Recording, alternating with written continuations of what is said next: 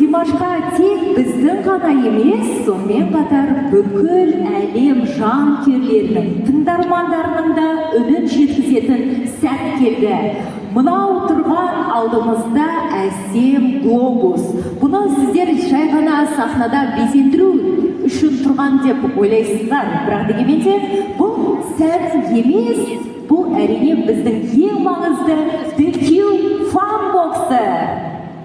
Біз оны ерекше кездесуге дайындадық, өйткені Димаштың әні мен үні шекара атауының бұзып өткені жер бетіндегі түкпір-түкпірінде оны халық қалай жақсы көретінін біз осы глобус арқылы, ішінен хаттар арқылы білетін боламыз.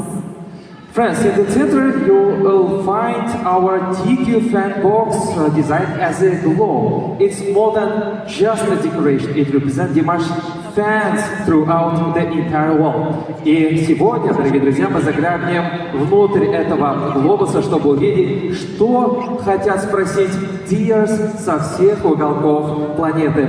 Эти вопросы они представили специально в сегодняшней фан-встрече. И с вашего разрешения, дорогие друзья, позвольте возьмем первый вопрос.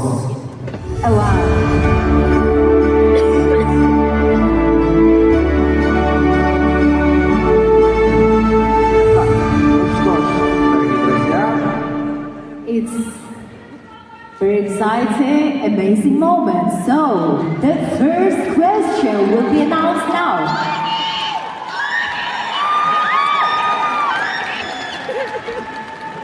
Мынаны бар ғой, ыңғайы келсе, жігіттер, балалар, кішкене артқа тартайық.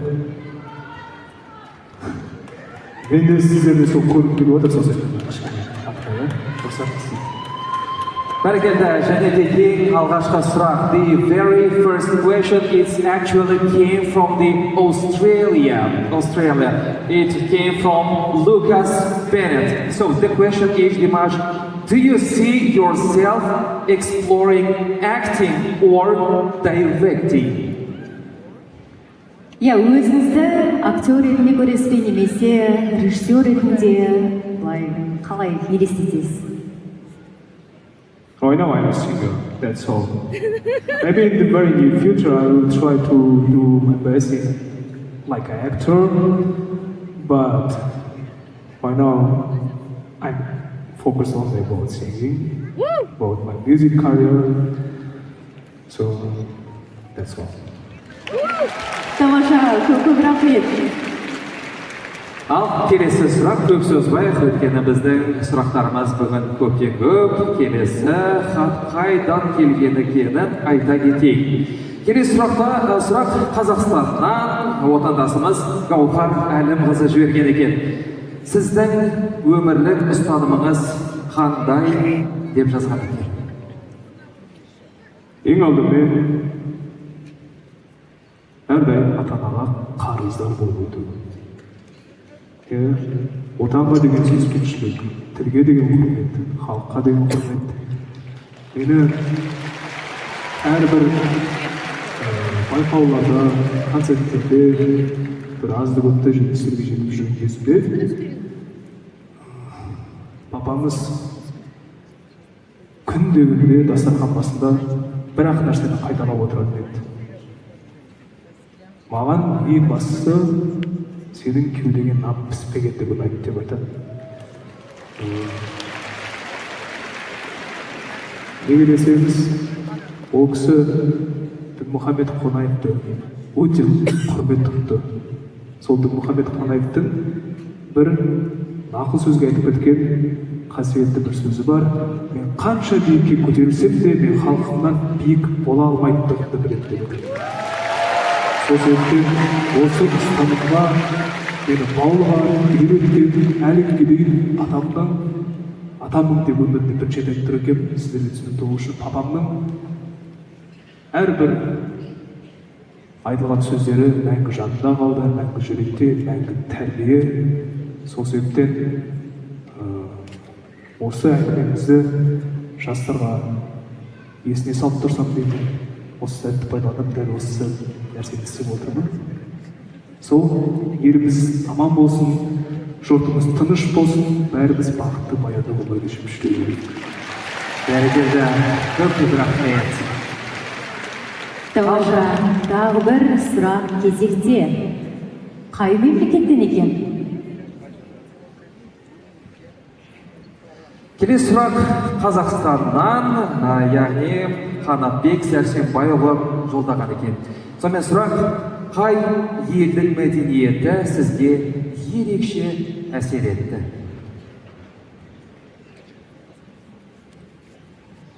Бұл сұрақ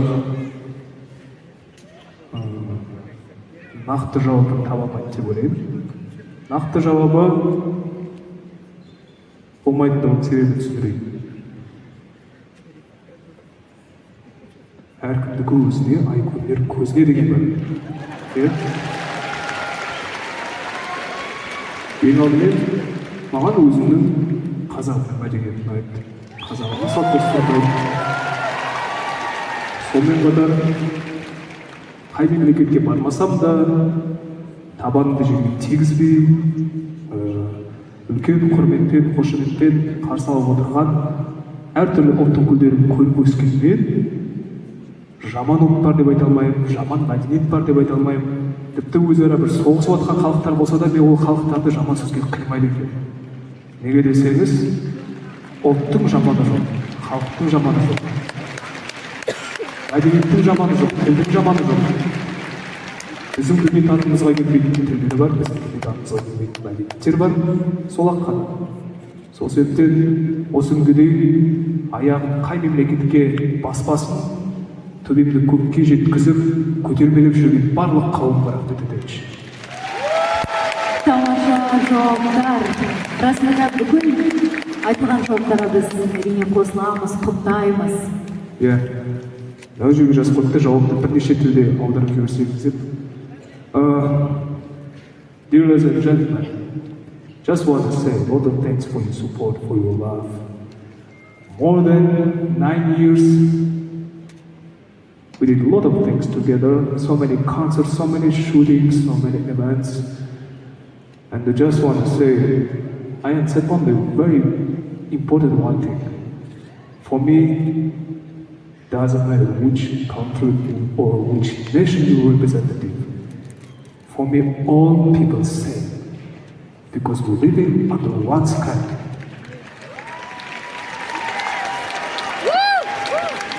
Normally, you are Kazakh, you are French, you are Chinese, you are Korean, Russian.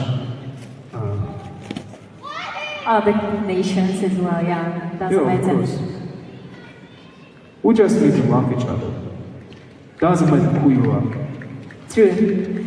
We're absolutely agree with all answers of Dimash, and of course we're so grateful for all of you, dears, who are sending questions from different cities and also countries of the world. Thank you so much. Достар, біздің осылай керемет фан-боксының бар екенін ұмытпайық. Әлемнің түкпір-түкпірінен келіп жатқан хаттарды да бүгін оқығанды жөн көріп отырмыз. Солай болса, келесі сұрағымызға барлығымыз назар салып, жақсылап тұрып тыңдайық. Армениядан келген хат екен. Оның авторы Элина Рутюнян. Вопрос. Бывает ли у вас творческий кризис и как вы его преодолеваете? Честно говоря, только благодаря вам удается все-таки открывать какие-то там сложные моменты в творчестве. А в целом я не совсем верю тем артистам, которые говорят, нет, там, не может быть такого, что я не люблю музыку, там, ни дня без музыки. Мне кажется, такого не бывает. Но это мое мнение. Творчество, в моем понимании, это выстрадать, это страдание. Так что вот такой мой ответ. Думаю. Here's this letter from Italy. It came from Marco Rossi. So the question is, how has your music evolved over the years? Yeah, музыка жалпы осы уақытқа дейін қалай сізді дамып келді. Музыка енді күнара дамып жатыр. Музыканың дамуына үлесі күннен күнге қызықты болып жатыр деп айтуға болады. Сол себептен енді әртүрлі жауап беруге болады бұл сұраққа. Ізденіс үстіндеміз. Шығармашылық тұрғыда әрдайым ізденіс үстінде боламыз. Осындай жауап. Рахмет. Тағы бір сұрақ болса? Бүгін тамаша әрбір мемлекеттен біздің жанкүйерлеріміз өздерінің сұрақтарын қойып, көптен қоя алмаған, мүмкін естігісі келген жауаптарды қазір ести алады. Келесі сұрақ Қазақстаннан Аида деген кісі жіберген екен. Сахнада ерекше есте қалған сәтіңіз қандай дейді? Қалай ой? Сахнада ерекше есте қалған сәтіңіз. Әрбір сәт естен кетпейді. Әрбір сәт ерекше. Мысалы, бүгінгі күннің өзі менің жадымда мәңгі сақталады. Концерттің соңында тамаша әндерімізді ойдағыдай тарту ете алсақ, сіздердің де мәңгі жадықтарыңызда сақталады деп үміттеніп отырмыз. Сол барлығы өздеріңіздің арқаларыңызда біз бар болғанда тырысып бағып әнімізді саламыз. Сол. Тамаша! Қошеметтеріңіз көп рахмет! Келесі сұрақтарымызды әдеке оқиды. Сонымен келесі тыңдарман қай мемлекеттен екен? Қазақстаннан Әйгерім Сансызбайқызы жазған екен. Сұрақ: қандай аспаптарда ойнай аласыз? Енді кәсіби тұрғыда шынайы өзімнің эксперттік көзқарасын айтатын болсам,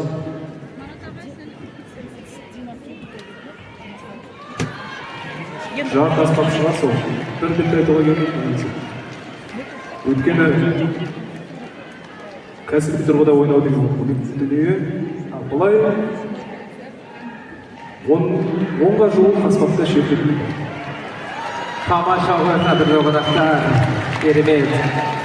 Ал тағы да келесі сұрақ, тағы да айта кетейік, әлемнің бүткіл планетадан жер бетіне келіп жатқан сұрақтар. Ресейден келіп отыр екен, Алексей Орлов жазған. Вопрос: что вы думаете о будущем классической музыки? Классическая музыка дожила до наших лет и будет дальше жить.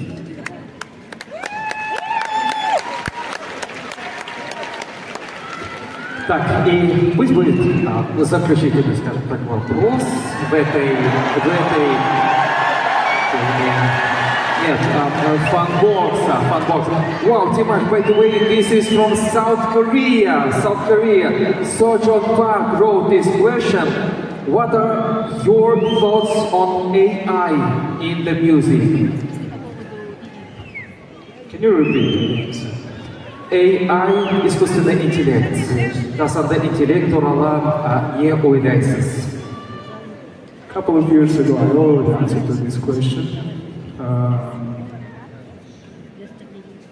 AI cannot have a soul. For us, doesn't matter.